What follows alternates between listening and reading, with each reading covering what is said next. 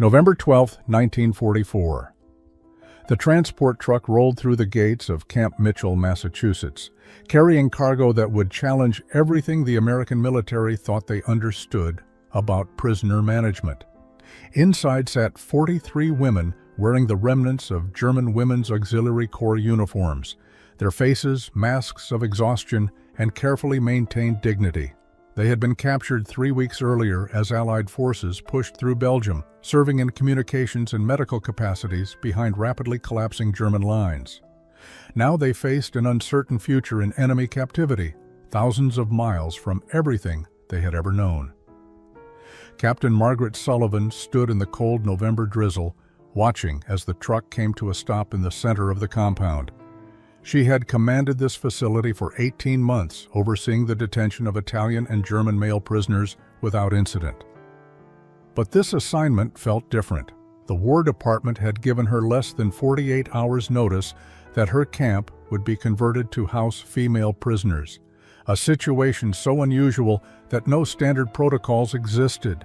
She clutched a thin folder containing vague instructions and even vaguer guidance about how to proceed. The truck's canvas covering was pulled back, and the women began to descend. Captain Sullivan noticed immediately how they moved with military precision despite their obvious fatigue. They formed ranks without being told, standing straighter than many of her own soldiers. Among them was 24-year-old Edith Zimmerman, a communications specialist from Dresden who had joined the Women's Auxiliary Corps in 1942, believing she was contributing to her country's defense. She carried nothing but a small canvas bag containing a change of undergarments, a wooden comb, and a photograph of her family taken before the war when smiles had come more easily. The women's gray uniforms bore the marks of hasty retreat and capture. Some had torn sleeves or missing buttons. Others showed stains from the muddy Belgian roads where they had been apprehended. But what struck Captain Sullivan most was their eyes. She had expected defiance or fear. Instead, she saw something more complex, a mixture of resignation, uncertainty, and a carefully guarded wariness that suggested these women had already begun calculating how to survive. Whatever came next, Sergeant Robert Chen, whose parents had immigrated from China 30 years earlier, stood beside Captain Sullivan with the intake paperwork. He had volunteered for this assignment partly out of curiosity and partly because he understood what it meant to be perceived as foreign, as other. He watched as the German women registered their surroundings, noting the wire fences, the guard towers, and the barracks that would become their home for an indefinite period. Among the group, Kristen Neumann, a 23-year-old nurse from Hamburg, noticed the American flag hanging limply in the November rain. She had been taught that this symbol represented a nation of gangsters and warmongers. Yet the faces of the soldiers watching them showed more curiosity than hatred. It was her first hint that perhaps everything she had been told about America might not be entirely true. The barracks smelled of fresh paint and disinfectant, evidence of the hurried preparations made to convert the facility for female occupants. 20 metal cots lined each wall, covered with thin mattresses and scratchy wool blankets that bore the stamp of the United States Army. The women filed in silently, each choosing a bed with the same military efficiency they had displayed during formation.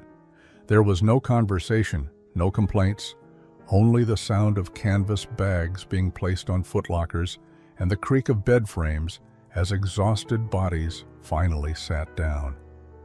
Edith chose a cot near the window, drawn instinctively to the small square of fading daylight. She placed her canvas bag on the footlocker and sat carefully, testing the mattress. It was firmer than she expected, nothing like the straw pallets they had slept on during their last weeks in Belgium. She ran her hand over the blanket, noting its weight and warmth. In the chaos of retreat and capture, she had grown accustomed to sleeping in whatever shelter could be found, often cold, always uncertain.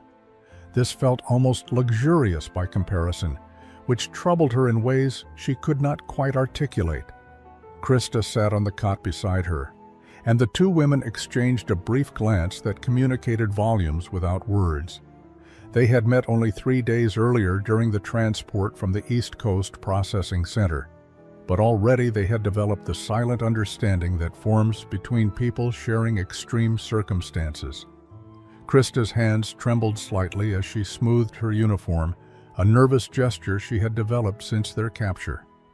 Across the room, 26-year-old Inga Schwartz, a radio operator from Berlin, sat rigidly on her cot, her posture perfect despite obvious exhaustion. She had been in the military longer than most of the others, having joined in 1941 when the war still seemed like something Germany could win. Now she found herself responsible for maintaining morale among women who looked to her for guidance she no longer felt qualified to give. How could she lead when she herself had no idea what tomorrow would bring?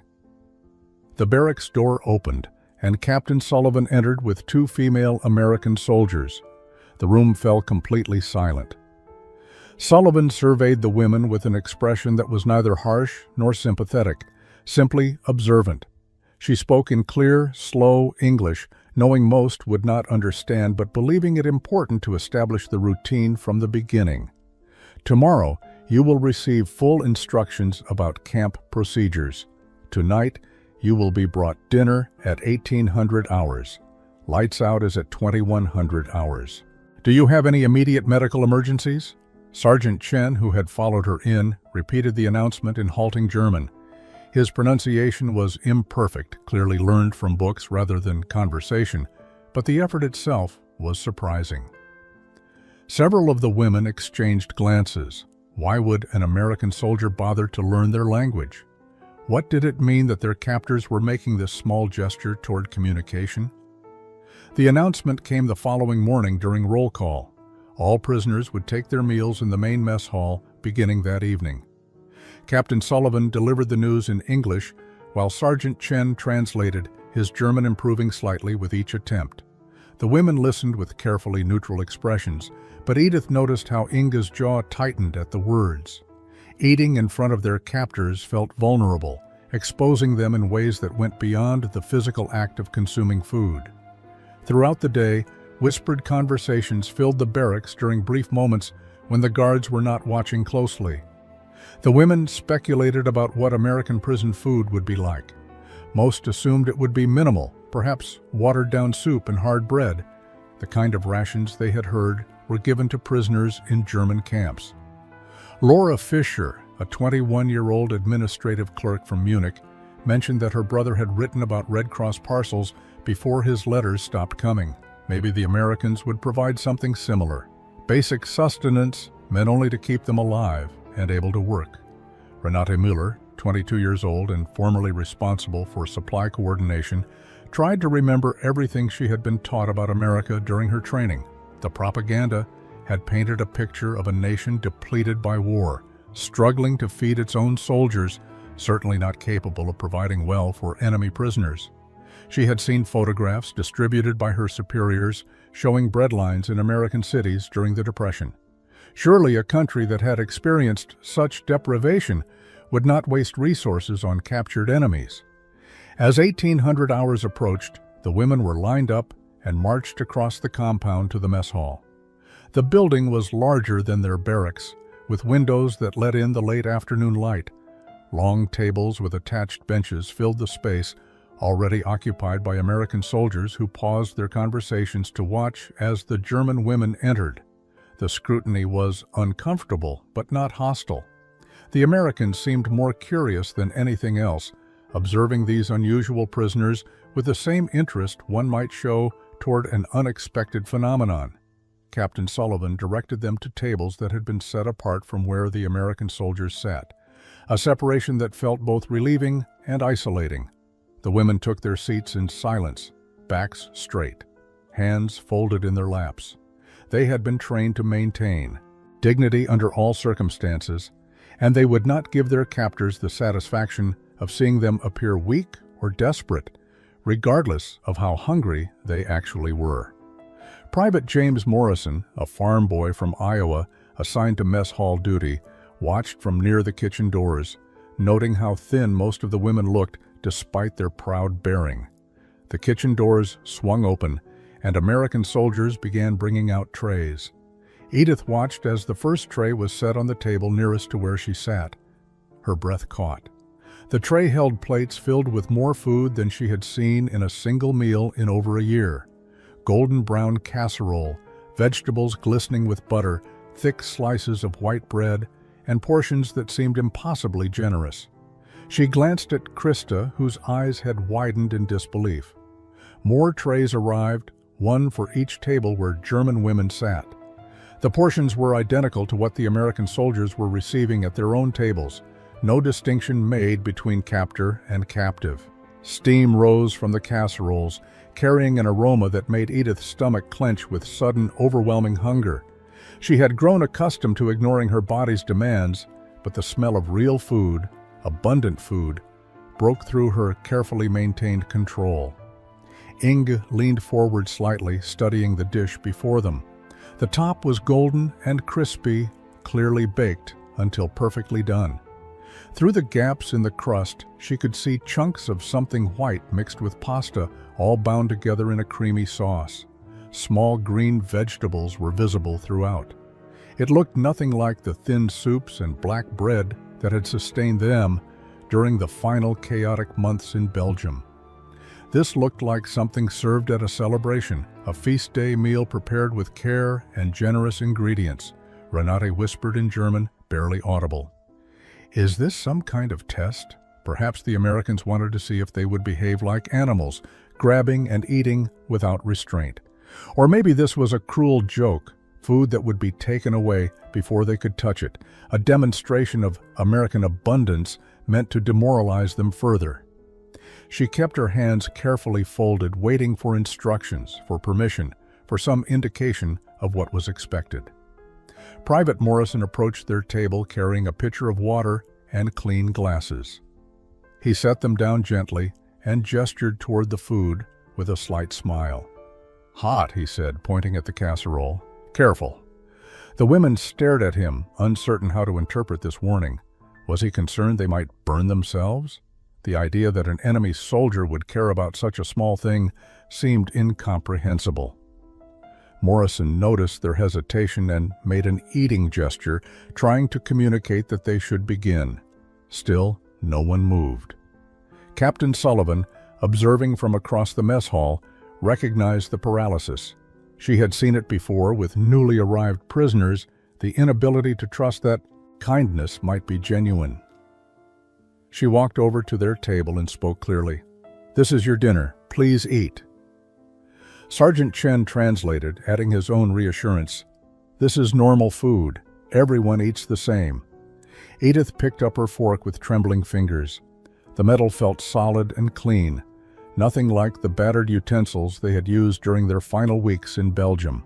She cut through the golden crust of the casserole, and steam escaped, carrying the rich scent of cream and fish. The first bite was almost overwhelming. The pasta was tender, cooked perfectly. The sauce was creamy and flavored with something she could not quite identify, and there was tuna, real fish, flaked throughout in generous amounts.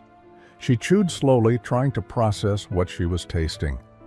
Around the table, other women had begun to eat, their initial hesitation overcome by hunger and the undeniable reality of the food before them. Krista took a small bite, then another larger one. Tears began to stream down her face, though she made no sound.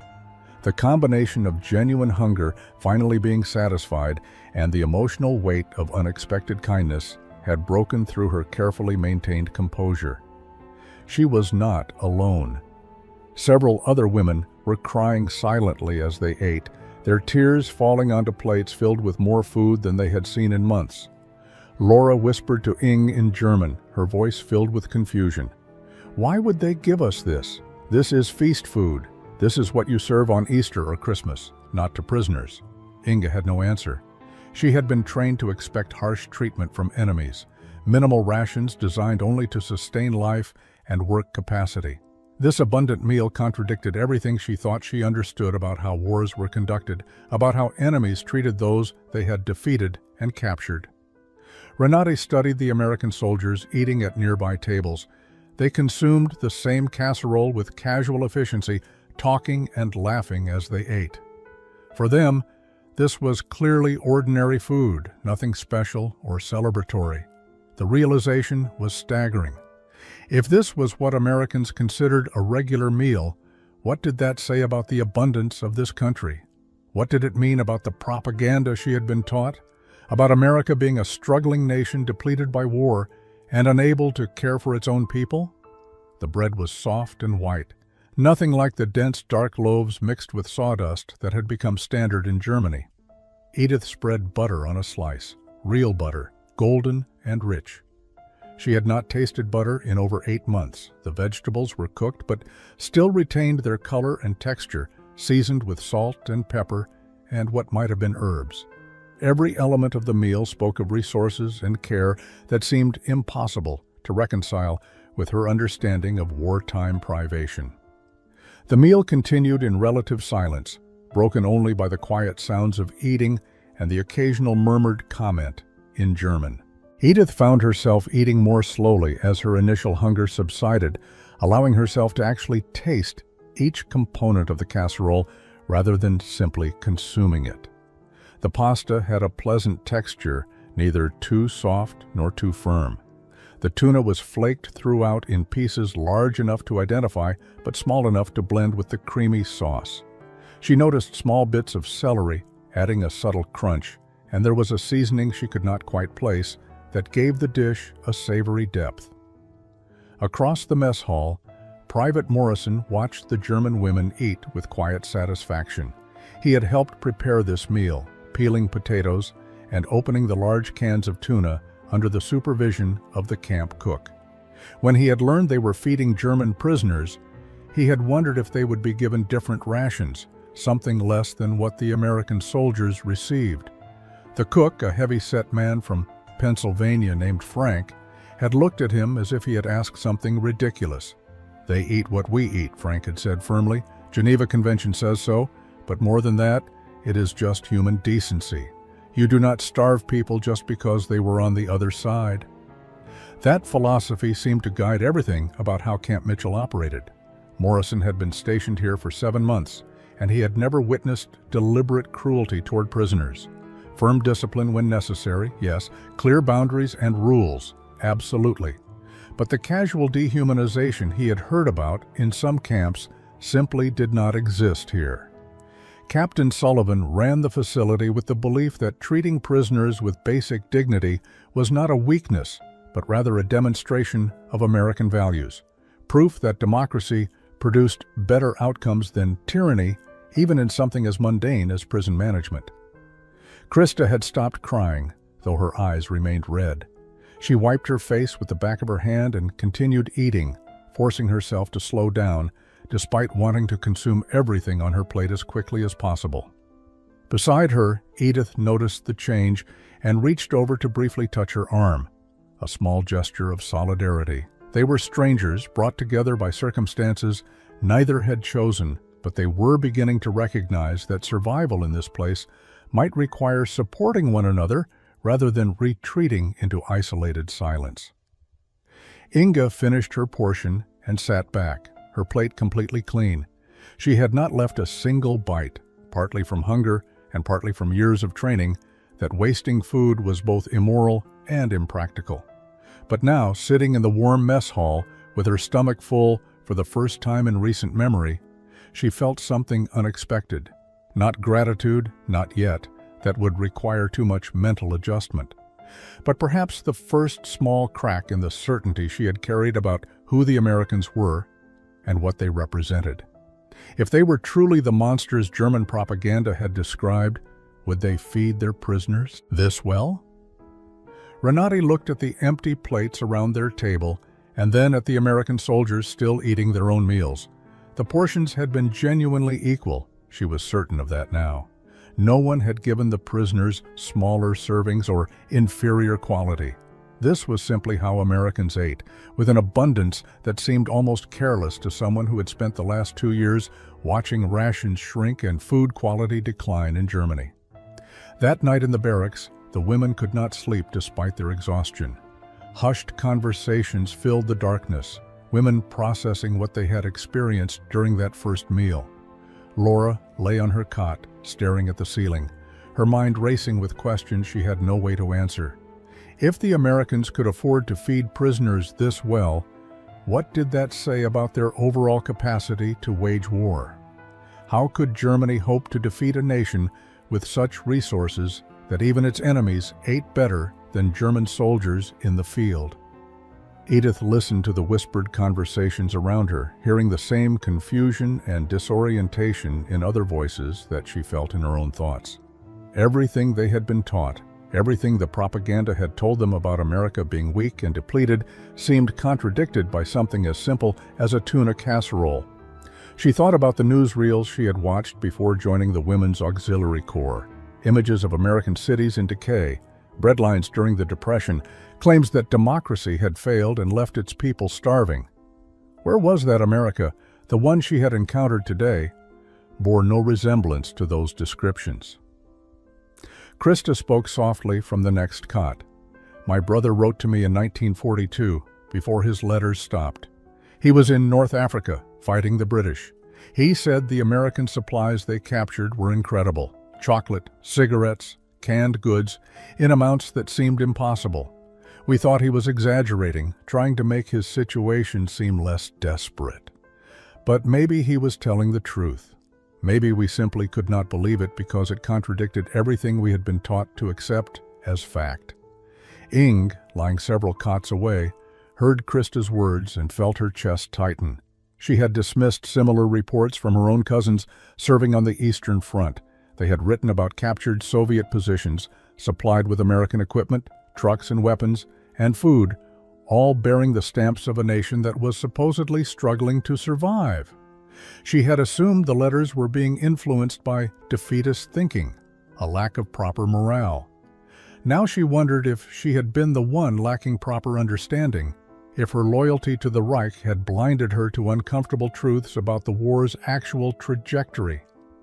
Renate sat up on her cot, unable to remain still. Her mind kept returning to the butter, real butter, spread thick on soft white bread. In Germany, butter had become a luxury reserved for party officials and high-ranking military officers. Ordinary citizens made do with margarine when they could get it, and often went without entirely. Yet here, in a prison camp, it was served casually to enemies as if it were nothing special. The cognitive dissonance was almost painful. A voice came from the darkness near the door. Perhaps it is a trick. The speaker was a woman Edith did not know well, someone who had kept mostly to herself since their arrival. Perhaps they feed us well now to make us compliant, to make us forget who we are. Then later, when we are comfortable, they will change. They will show their true nature. The suggestion was met with silence, not because it was convincing, but because it offered a framework for understanding that preserved their existing worldview. It was easier to believe in delayed cruelty than to accept that their fundamental understanding of the enemy might be wrong. Morning came with the sharp sound of a whistle calling the women to assembly for their first full day of camp routine. After roll call, Captain Sullivan announced work assignments.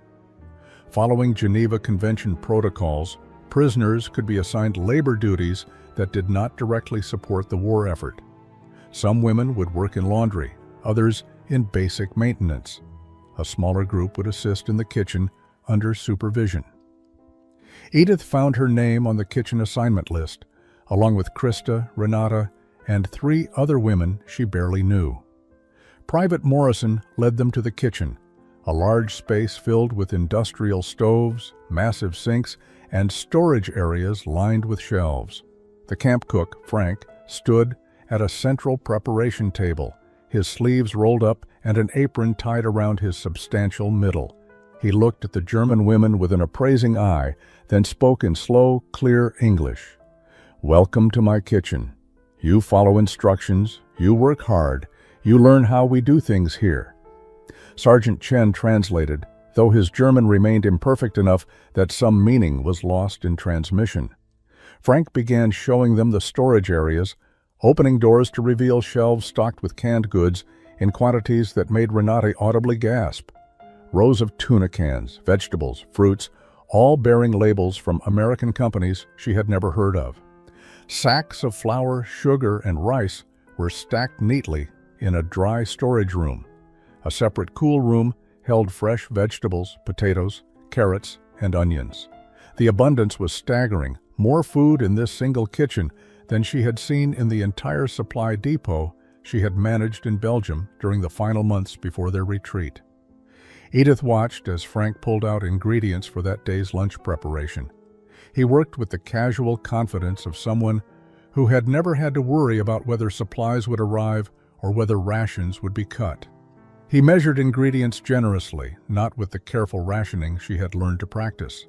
When he cracked eggs into a bowl, he did so without the precious care she would have used, treating them as ordinary rather than luxury items. The contrast was jarring.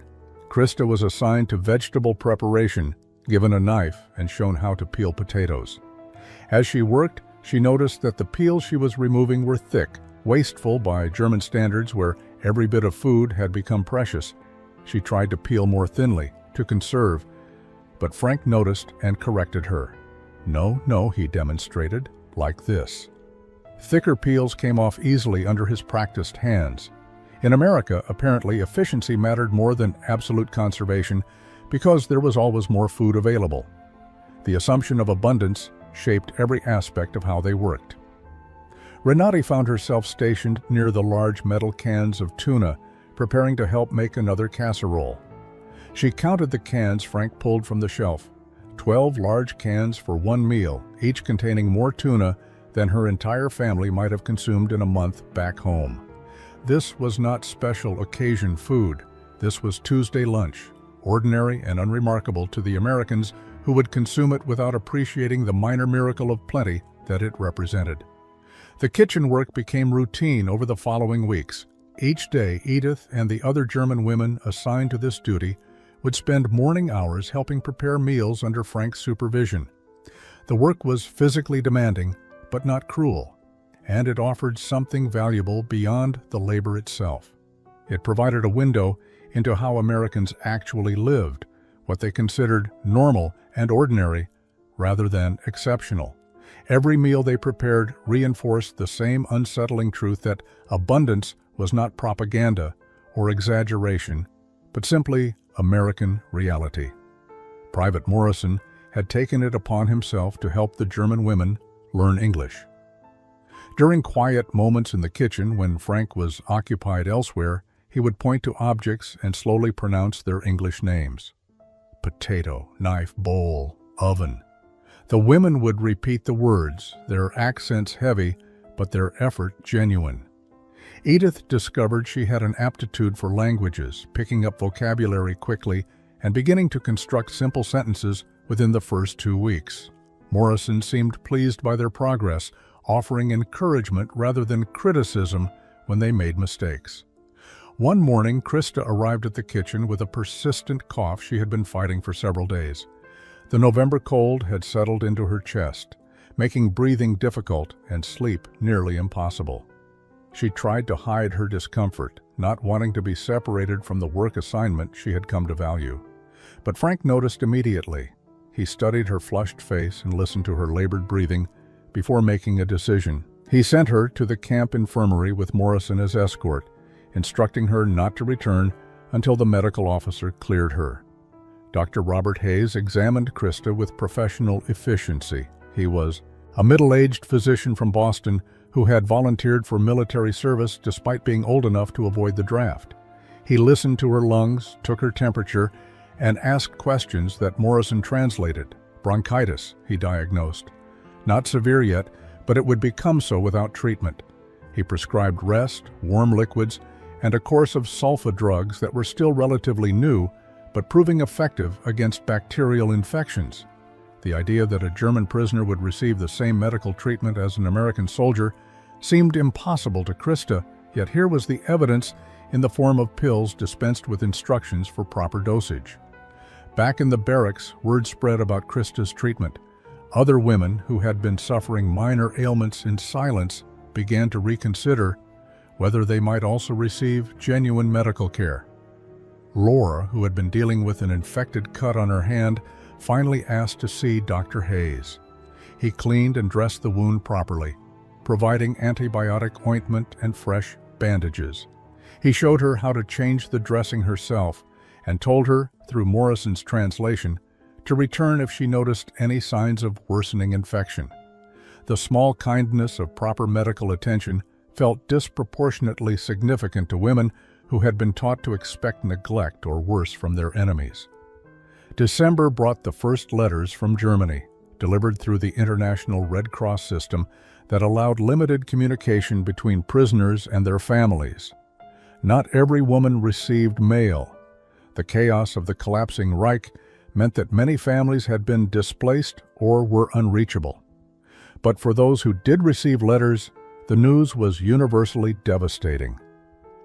Edith sat on her cot holding a thin envelope that had traveled across the Atlantic, postmarked from Dresden 3 months earlier. Her hands shook as she opened it. The letter was from her aunt, writing on behalf of the family, because Edith's mother was too distraught to hold a pen. Her brother Klaus, serving with an infantry division on the Eastern Front, had been killed in action near Warsaw in August. Her father, who had worked in a factory producing ball bearings, had died during an Allied bombing raid in October. The apartment building where her family had lived for 3 generations was rubble. Her mother and younger sister had relocated to her aunt's farm outside the city, crowded into a small house with 12 other displaced relatives, surviving on increasingly meager rations and the vegetables they could grow in a garden. The letter ended with a question that pierced through Edith's chest like a physical wound. When will you come home? We need you. There was no anger about her capture, no shame, just the desperate plea of a family that had lost too much and could not bear to lose more. Edith read the letter 3 times, then carefully folded it and placed it back in the envelope. She lay down on her cot, turned her face to the wall, and wept silently for the first time since her capture. Krista's letter brought similar news. Her parents' bakery in Hamburg, a business her grandfather had established in 1879, had been destroyed in the firebombing raids. Her parents had survived but were living in a refugee shelter with hundreds of others, waiting for housing assignments that might never come. Her 2 younger brothers, both serving in the Wehrmacht, had not been heard from in over 6 months. The authorities listed them as missing, a designation that meant almost certainly dead but could not be officially confirmed. Inga received no letter at all, which somehow felt worse than bad news. Her family in Berlin existed in a state of Schrödinger's uncertainty, simultaneously alive and dead, until information reached her to resolve the question one way or another. She watched other women reading their letters and envied even those receiving devastating news because at least they knew. At least they could begin to process their grief rather than existing in suspended animation, unable to mourn or hope with any certainty. Renate's letter contained an unexpected element that complicated her grief. Her mother wrote that Renate's fiancé, a Luftwaffe pilot she had been engaged to since 1942, had been killed when his fighter was shot down over France. But the tone of the letter suggested something her mother did not say directly. There was relief mixed with the sorrow, relief that Renate had been spared a marriage to a man who had become increasingly committed to Nazi ideology, who had spoken approvingly of actions that Renate's mother found morally troubling. The subtext was clear even across thousands of miles. Your capture may have saved you from a future you would have regretted. The revelation came during a routine kitchen shift in mid-December. Edith had been working alongside Private Morrison for several weeks, and her English had improved enough for basic conversation. As they prepared vegetables for that evening's meal, Morrison mentioned casually that his mother back in Iowa made tuna casserole at least twice a month. It was cheap, he explained, easy to make in large quantities, and good for stretching the budget when money was tight. His family was not poor, but farming did not generate the kind of income that allowed for expensive meals every night. Edith stopped cutting carrots and stared at him. Twice a month? This food that had seemed like a feast, that had overwhelmed her with its abundance on that first night, was actually what Americans considered economical? Morrison, noticing her shocked expression, continued explaining. During the Depression, his mother had relied heavily on casseroles because they could incorporate whatever ingredients were available and feed a large family without much meat. Tuna was cheaper than beef or chicken, and the pasta and cream sauce made a little protein go a long way. The cognitive dissonance was staggering. What Edith had interpreted as generosity, as proof of American abundance, was actually their version of frugal cooking. If this was what Americans made when they were being economical, what did their truly abundant meals look like? Morrison, sensing her confusion, tried to explain further. He described Sunday dinners at his family's farm with roasted chicken, multiple vegetable dishes, fresh bread, butter, and pie for dessert. He talked about Thanksgiving meals that included turkey, ham, stuffing, potatoes prepared 3 different ways, and an array of desserts that seemed almost obscene in their variety. Krista, working nearby and understanding enough English to follow the conversation, felt tears threatening again. She thought about the last Christmas dinner her family had shared in Hamburg, 1943, before her bakery-owning parents could no longer obtain the ingredients for traditional holiday baking. They had eaten potatoes and a small portion of questionable sausage, pretending it was festive while avoiding mentioning the sons who were absent, fighting on distant fronts. She had thought it was a respectable meal given wartime conditions. Now she understood it would have seemed desperately meager by American standards, even Depression-era American standards. Frank, the cook, overheard the conversation and decided to add his perspective. He explained that military food was actually less abundant than what most Americans ate at home. The Army had to balance nutrition with cost and logistics, feeding thousands of men efficiently. Tuna casserole was a staple precisely because it met those requirements: nutritious, cheap, easy to prepare in large quantities, and stable enough to work with military supply chains. He was not trying to impress anyone with the meals he prepared.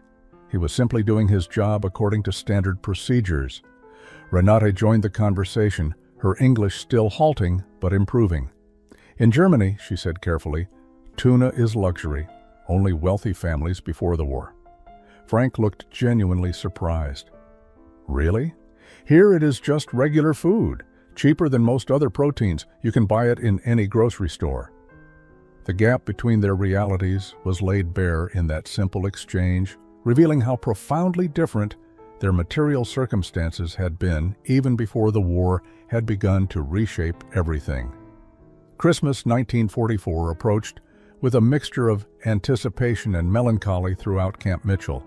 Captain Sullivan wrestled with how to handle the holiday, knowing that many of her German prisoners would be experiencing profound homesickness compounded by the devastating news from their letters. She decided to allow the women to organize a modest celebration, providing materials for simple decorations and permitting them to sing traditional German Christmas songs if they wished. The decision was partly humanitarian and partly practical. Depressed prisoners were more difficult to manage than those given small outlets for cultural expression. Edith found herself designated as the unofficial organizer of the German women's Christmas observance, a role that emerged naturally from her improving English skills and her ability to communicate effectively with both the American staff and her fellow prisoners. She approached Captain Sullivan with a carefully prepared request, speaking in slow but increasingly confident English. "Captain, may we sing for the American soldiers? German songs, but also we try to learn American Christmas songs?" The request surprised Sullivan, but she recognized the olive branch being offered and approved it immediately. The preparations became a project that united the German women in ways that daily routine had not. They practiced singing in the barracks during evening hours, teaching each other the harmonies they remembered from childhood. Inge, who had sung in a church choir in Berlin before the war, helped arrange voices and correct pitch. The familiar melodies brought comfort but also pain, reminding them of Christmases celebrated with families now dead, displaced, or unreachable. Still, they persisted, finding solace in the music even as it made them ache for what they had lost. Private Morrison volunteered to teach them Silent Night in English, working patiently with pronunciation that proved challenging for German speakers. The words felt strange in their mouths, familiar sounds transformed by a different language. Night became a struggle, the difficult English pronunciation of the vowel requiring repeated practice. Holy Infant became a tongue twister, but they worked at it with determination, wanting to offer something meaningful to the Americans who had shown them unexpected kindness during their months of captivity. The evening of December 23rd arrived with fresh snow covering the camp, creating a scene that could have appeared on a Christmas card if not for the wire fences and guard towers. The mess hall had been decorated with paper chains the women had made from old newspapers, and someone had found a small evergreen tree that now stood in the corner, decorated with ornaments crafted from tin cans and scrap materials. American soldiers and German prisoners gathered together, the usual separation between tables temporarily suspended for this special occasion. The German women stood together, 43 voices united in song. They began with O Tannenbaum, their voices harmonizing with the natural precision of their musical tradition. The German lyrics filled the hall, carrying memories of Christmases past when the world had been different, when war had been something distant rather than the consuming reality of their lives. Some of the American soldiers recognized the melody, if not the words, and a few hummed along quietly, creating an unexpected moment of shared cultural heritage. Then came Silent Night, attempted in careful English with pronunciation that was imperfect but sincere. Silent night, holy night, all is calm, all is bright. The words emerged hesitantly, each syllable a small act of courage. Round yon Virgin, Mother and Child, Holy Infant, so tender and mild. Their accents were heavy, some words nearly unrecognizable, but the intention was unmistakable. These women were trying to bridge the gap between enemy and human being, using the universal language of Christmas to communicate something that went beyond words. Private Morrison felt his throat tighten as he listened. He had written to his mother about these German prisoners, describing them as young women not so different from his sister and her friends back in Cedar Rapids. His mother had written back expressing skepticism, reminding him that these were the same Germans whose country had started the war, who had allied with Japan, who bore responsibility for untold suffering. But listening to them sing now, Morrison could not reconcile his mother's abstractions with the reality of these specific human beings standing before him, far from home, mourning their own losses, trying to make peace with enemies who had shown them unexpected mercy. The song concluded, and for a moment there was silence. Then the American soldiers began to applaud, slowly at first, then with genuine enthusiasm. Several of the German women were crying, though they maintained their composure and their formation. Captain Sullivan stood and thanked them formally, her voice carrying unexpected emotion. "That was beautiful," she said. "Thank you for sharing your traditions with us." Sergeant Chen translated, though by now many of the women understood enough English to grasp her meaning without assistance. The evening continued with American soldiers sharing their own Christmas traditions. One played harmonica, filling the hall with familiar carols. Another produced a worn deck of cards and taught some of the German women a simple game, using gestures and laughter when language failed. Frank, the cook, had somehow managed to produce cookies, real butter cookies with sugar sprinkled on top, a luxury that made several of the women weep at the taste of something sweet after months of deprivation. Edith found herself in conversation with Morrison, their exchange halting but meaningful. She tried to explain what Christmas had meant in Dresden before the war, the markets filled with handcrafted gifts, the smell of roasted chestnuts, the church services attended by her entire family, Morrison described Iowa Christmases with snow deeper than what they had here, his father reading the Christmas story by firelight, his mother's kitchen filled with the smells of baking that lasted for days. They were sharing memories of worlds that seemed impossibly distant, yet in the telling, those worlds became real again, briefly, in that mess hall decorated with paper chains and scrap metal ornaments. As the evening drew to a close, Renate approached Captain Sullivan with something she had been working on for weeks. It was a recipe carefully written in both German and her best attempt at English for traditional German Christmas cookies her mother used to make. She offered it shyly, explaining through Sergeant Chen that perhaps the American cook might enjoy trying it, or perhaps Captain Sullivan might want to send it to her own family. The gesture was small, almost insignificant, but it represented a profound shift in how these women viewed their captors and how they understood their own position in this strange new world. January 1945 brought news that shattered what remained of the German women's understanding of their homeland. American newspapers began publishing accounts of concentration camps being discovered as Allied forces advanced deeper into German territory. The reports were accompanied by photographs that seemed too horrific to be real, yet their authenticity was verified by multiple sources. Captain Sullivan debated whether to make these materials available to the prisoners, ultimately deciding that truth, however painful, was necessary for genuine transformation. The camp library became a place of reckoning.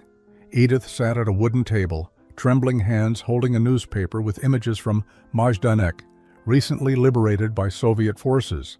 The photographs showed emaciated bodies stacked like cord wood, gas chambers disguised as showers, personal belongings sorted into massive piles. The accompanying article described systematic murder on a scale that seemed impossible. This was not collateral damage from warfare. This was deliberate, organized extermination of human beings whose only crime was their ethnicity or political beliefs or refusal to conform. Krista found her reading the article, tears streaming down both their faces. "Is this real?" Krista whispered in German. Did we really do these things?" Edith had no answer. She thought about her time in the Women's Auxiliary Corps, the pride she had felt in serving Germany's defense. She had believed the propaganda about protecting the homeland from hostile forces. She had accepted the explanations about why certain groups needed to be relocated for security reasons. She had never asked difficult questions because asking felt disloyal, and loyalty had been presented as the highest virtue. Other women gathered around the newspapers, their reactions ranging from disbelief to horror to desperate attempts at denial. Ing read the accounts with growing sickness in her stomach. She had processed communications from various military departments, including some from the SS. She had never questioned the euphemistic language used in those transmissions, the references to special treatment and final solutions that she had assumed meant relocation or imprisonment. Now those euphemisms took on a sinister meaning that made her complicit in ways she could barely process. Lore, the youngest of their group at 21, sobbed openly. "I did not know," she kept repeating. "I did not know." But Renate, sitting nearby, asked the question that would haunt them all. Should we have known? Were there signs we chose to ignore because acknowledging them would have been too uncomfortable? I remember neighbors disappearing, businesses closed, people whispered about who were never mentioned again. I told myself it was none of my concern, that the authorities knew best. Was that ignorance or willful blindness? The Americans watched from a distance as the German women grappled with these revelations. Private Morrison felt conflicted. Part of him wanted to offer comfort, but another part wondered if these women deserved comfort after what their country had done. Dr. Hayes, observing the scene, spoke quietly to Captain Sullivan. They are confronting something that most Germans have not yet faced. Whatever they were before, they are becoming something different now. The question is whether we help them through that transformation or leave them to drown in it. The arrival of spring 1945 brought both literal and metaphorical thawing at Camp Mitchell. The snow melted, revealing brown grass that would soon turn green. But more significantly, news arrived that Germany's defeat was imminent. Berlin was surrounded, Hitler's regime was collapsing, and the war in Europe would end within weeks. Captain Sullivan received orders from the War Department regarding repatriation procedures for the German women. Transportation would be arranged to send them back to their homeland once hostilities officially ceased. The announcement was made during morning assembly on May 2nd. Captain Sullivan spoke clearly, her words translated by Sergeant Chen, whose German had improved dramatically over the months. "Ladies, the war in Europe is ending. Within the coming weeks, arrangements will be made for your repatriation to Germany. You will be processed through displaced persons camps before being released to return to your homes." She paused, observing the complex emotions playing across the women's faces. Relief, anxiety, uncertainty, all mingled together in expressions that revealed how complicated the idea of going home had become. Edith felt her chest constrict. Home. The word had once meant something clear and simple. Now it represented a country she no longer recognized, a place that had committed atrocities beyond her imagination, a devastated landscape where her family struggled to survive. But more than that, home meant leaving this strange limbo where she had found unexpected kindness, where enemies had treated her with more dignity than her own government had treated its citizens. The thought of returning to Germany filled her with dread rather than anticipation. That evening, whispered conversations filled the barracks with new intensity.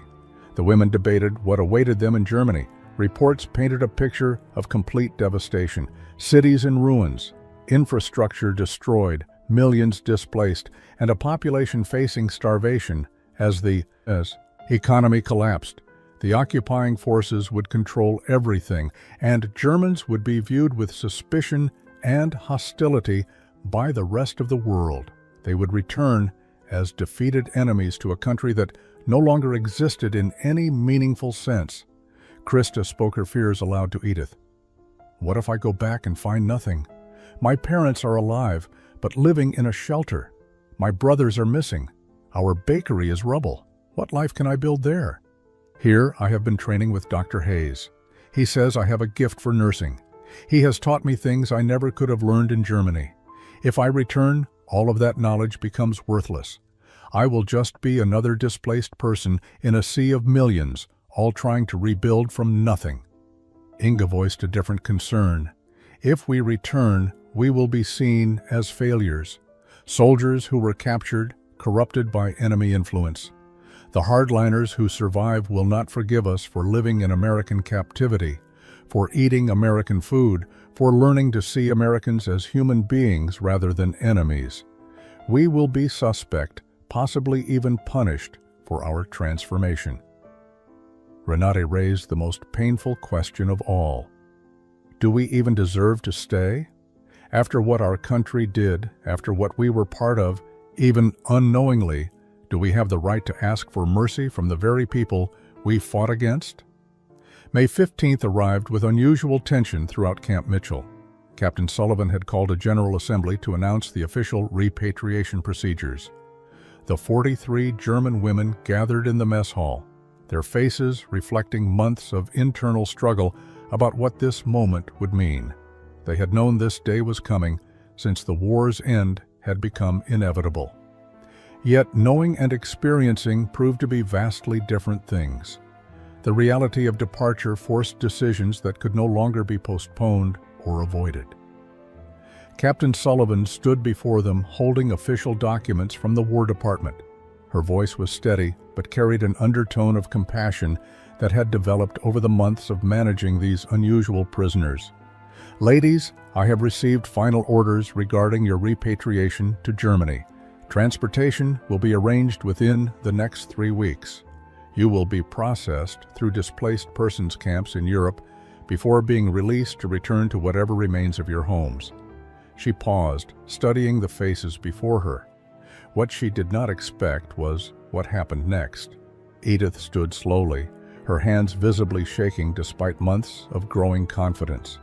In clear, careful English that bore only slight accent, she addressed the captain directly.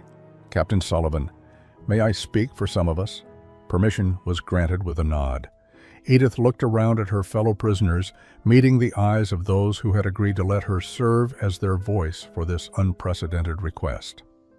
"We have been talking among ourselves for many weeks now," Edith began, her voice gaining strength as she continued. "Some of us, many of us, do not wish to return to Germany immediately." The words hung in the air like an unexpected thunderclap. Several American soldiers exchanged confused glances.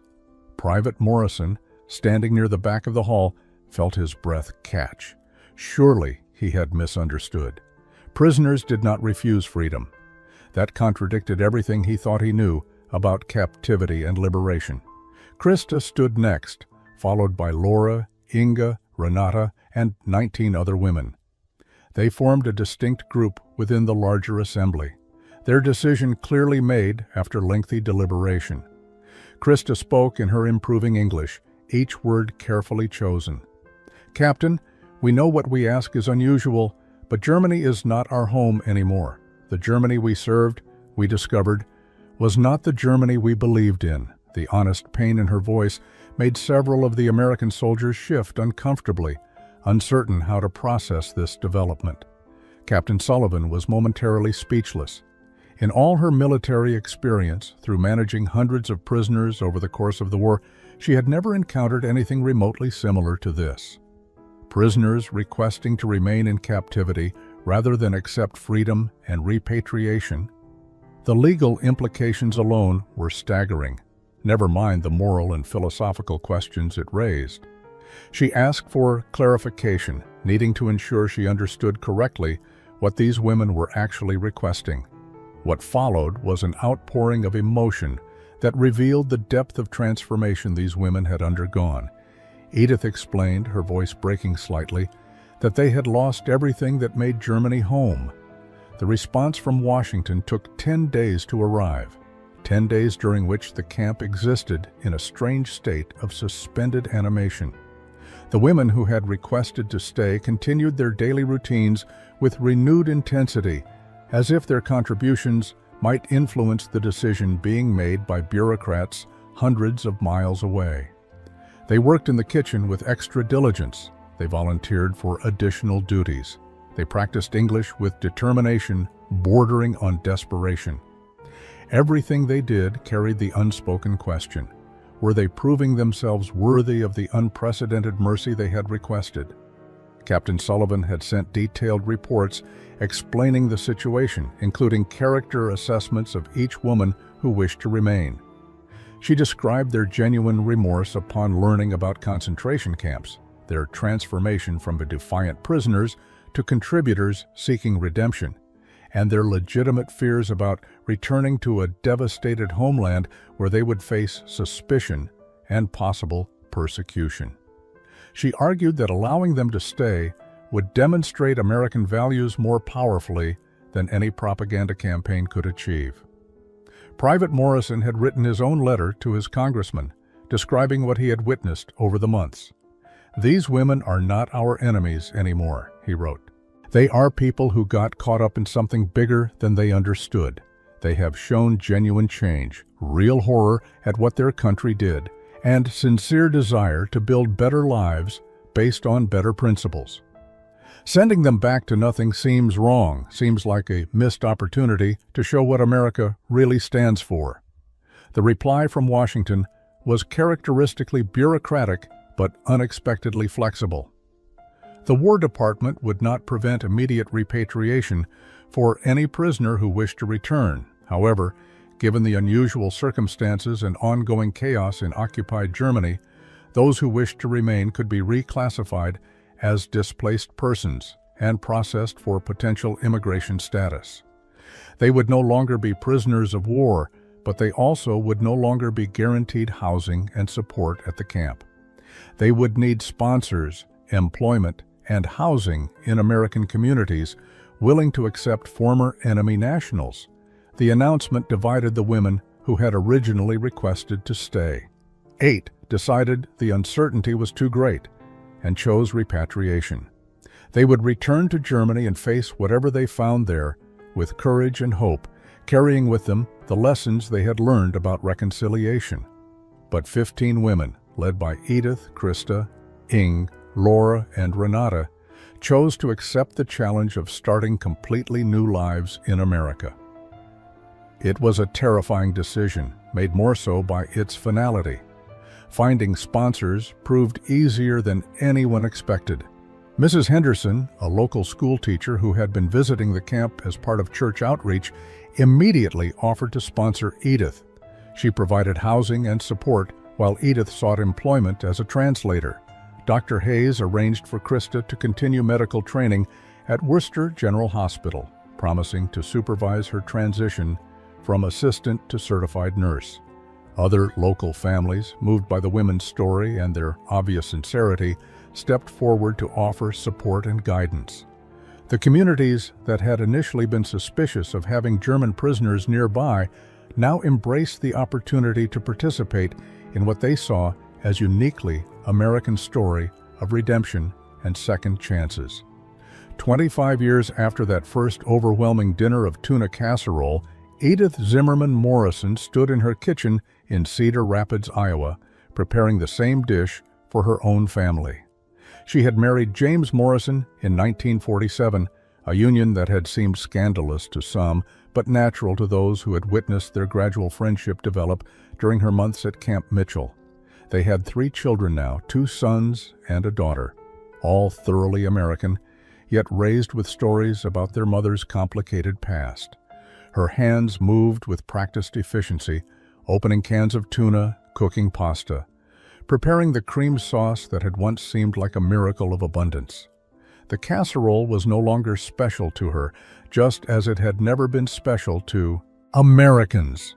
It was Tuesday dinner, economical and filling, something she made twice a month just as Morrison's mother had done before her. But every time she prepared it, she remembered that November evening in 1944, when a simple meal had begun to crack open her understanding of the world. Krista had become Dr. Krista Newman, head nurse at Worcester General Hospital. She had never married, dedicating her life instead to healing others as a form of ongoing atonement for her country's actions during the war. She often spoke to community groups about forgiveness, transformation, and the possibility of redemption through changed behavior. Her story had been featured in several newspapers over the years, always emphasizing how American kindness had altered the trajectory of her entire life. Ing had married an American engineer and moved to California, where she worked as a technical translator for aerospace companies. Laura had become a school teacher, specializing in teaching English to immigrant children, using her own experience of language acquisition to help others navigate the challenges of assimilation. Renata had opened a small bakery in Boston, naming it Second Chances, and becoming known for bread that somehow combined German techniques with American ingredients, creating something entirely new. But perhaps the most remarkable aspect of their story was how they maintained connections with those who had returned to Germany. Letters flowed across the Atlantic regularly, creating a network of women united by shared experience of transformation. Those who had returned often wrote about the challenges of rebuilding in devastated Germany, but also about how their time in American captivity had given them resilience and hope. Several had become leaders in German-American friendship societies, working to strengthen bonds between former enemies. The story of the German women who begged to stay had influenced American policy toward occupied Germany in subtle but significant ways. The success of their integration had demonstrated that treating former enemies with dignity could produce genuine transformation rather than simply breeding resentment. It had shown that redemption was possible when societies were willing to offer it, and that the most powerful victory over hatred was the transformation of enemies into friends. As Edith set the casserole on her dinner table and called her family to eat, she thought about that first meal and everything it had represented. She had mistaken ordinary American abundance for Easter dinner, a misunderstanding that now seemed almost comical. But that mistake had opened her eyes to a larger truth about the country that had captured her and then, against all expectation, had given her a second chance at building a meaningful life based on better principles than the ones she had been taught.